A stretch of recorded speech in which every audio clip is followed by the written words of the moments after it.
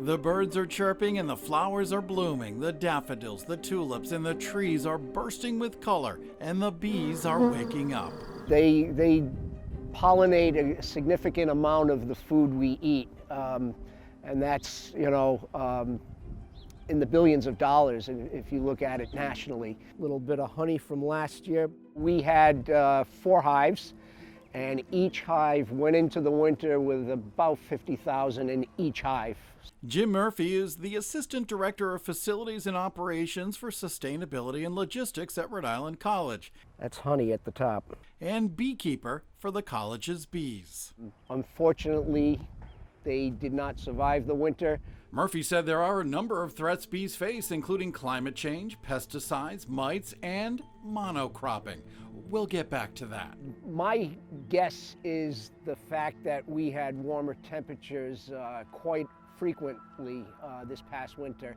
There were days in December and January and February where the students would come out and they would see the bees out, and they're not supposed to be out. They're supposed to be clustering in a ball around the queen to keep her warm.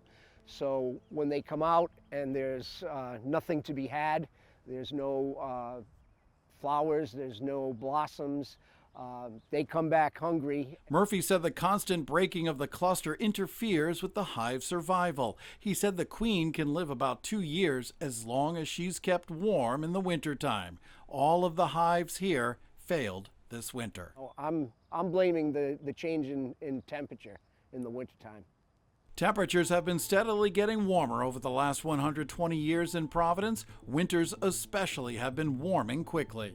When we started the program 13 years ago, we used to be able to overwinter the bees. There might have been one year where we didn't, but it's becoming more frequent of late. The last couple of years, this year we lost 3, last year we lost 2, but there were years prior that we didn't lose any. So, I'm blaming the change in temperature. The biggest threat here in the Northeast has been pesticides.